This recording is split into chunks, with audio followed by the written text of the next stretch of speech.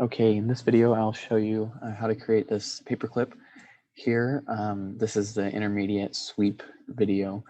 Uh, and this is a good one because you'll have to use the selection manager in order to select paths that go across these different planes. You can imagine that we'll have to have at least another plane here that we sketch this on because it's at an angle.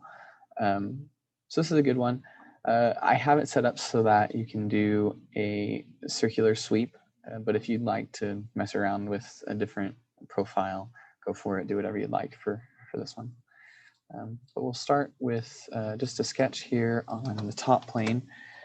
And what we'll sketch first is I'll sketch probably from here all the way around to right here, because this is where we'll have to leave that plane.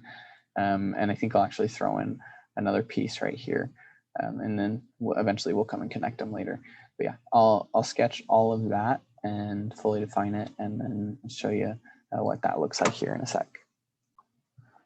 Okay, so this is the sketch that I was talking about. There are a couple things here that I want to be sure that you're clear on, or else it is a little bit tricky. First of all, if you were to put this one with the center on this plane, you'll notice that this one is actually not quite centered on the plane. That's a little bit difficult to tell from the drawing. You can see a little bit of an offset, but just make sure that you don't make a horizontal constraint there, because you won't get it quite right if you do. Another thing to keep in mind, this 16 isn't shown on the drawing, but if you do the math using this 2 here and this 18 and everything, you can figure that out.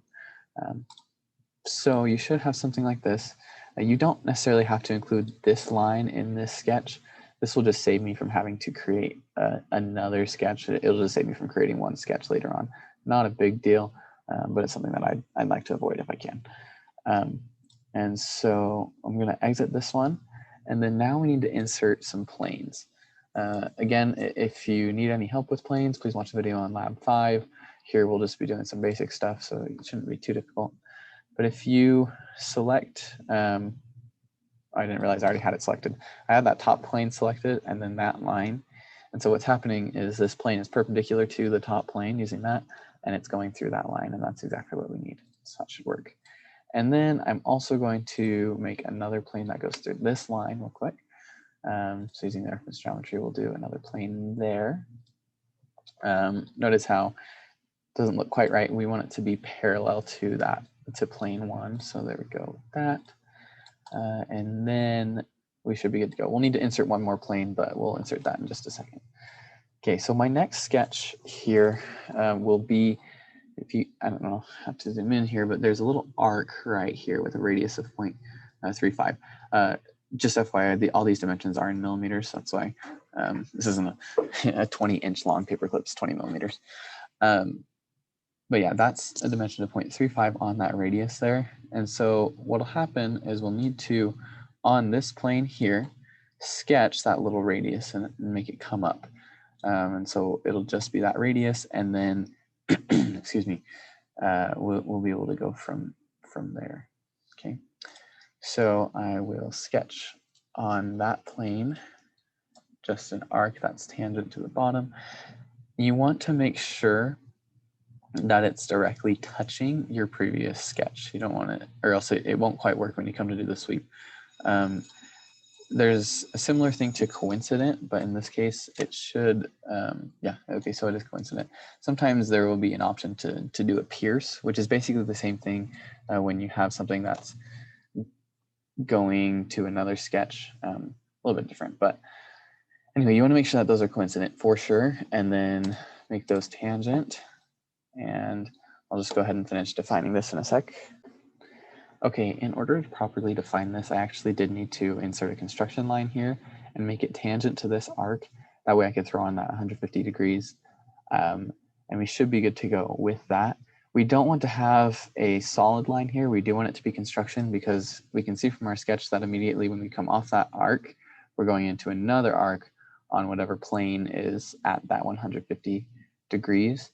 And so we just want to make sure there's a construction line right there. And then we can go and we can actually insert a plane according to that line as well. And from there, we'll be able to sketch our last arc to connect the two. But before we do that, I'm going to exit this sketch and I'm going to put a sketch on this plane. And I'm just going to convert all the entities from our previous sketch. Sorry, sketch 2. I should be able to convert all those. Oh, and it didn't convert the construction geometry. It doesn't need to. It's not imperative because this is fully defined already. But I'm going to put it in because it'll make it easier for us to define our plane that we put there. And so I'm just going to make that tangent there, and then we should be good to go. Okay. And like I said, you didn't necessarily need that construction line since it was already fully defined using the convert entities. But the reason I did is because now I can use both of these construction lines to create a plane really easily. So if I select this line and this line, okay, there's only one possible plane that can go in between there. That's why it's already fully defined just by selecting those two lines. So I hope you see how easy that was. And then now finally, I need to sketch on that plane. That gave us a weird angle there. Let's zoom in. Okay, I'm going to sketch on this plane the arc that we see on our drawing here, which has a radius of 2 inches. And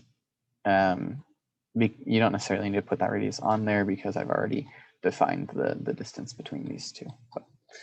So that's as easy as opening a sketch on that plane, and make sure again that you get it to be coincident with that point and coincident with that point, and it'll be on that plane.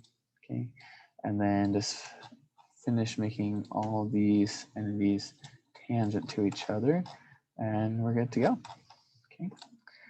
So now that should be the path for your sweep here. Let me hide all these planes. There's a lot going on. There we go. Okay. So that should be the path for your sweep. Notice we've got these construction lines just because they're just chilling out right there. And then now we should just be able to do our sweep. We're going to do a circular profile. Again, feel free if you want to put a plane there and sketch your own profile, go for it. But for now, I'm just going to do a circular profile, and remember that we need to use the selection manager. So again, in order to do that, make sure you're in path, right click anywhere on the screen, select, selection manager, and then make sure you're on this one with the select group, the multiple mice hands going on right there. And so this will allow you, again, this tangent symbol basically says that it's going to include everything that's tangent within the same sketch.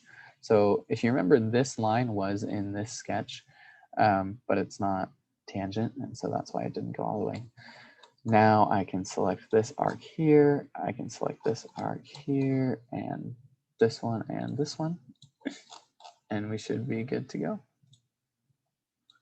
And it failed to rebuild. That is new. Let me go ahead and figure out what's going on here, and I will come back. Okay, that one caught me off guard there.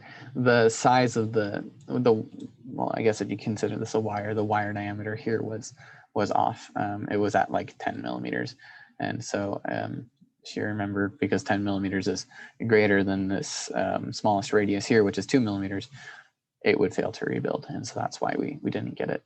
So I changed it to the right one, and we're good to go. Looks like it's rebuilding, and just hit this check mark, and there you go. You got yourself a paperclip.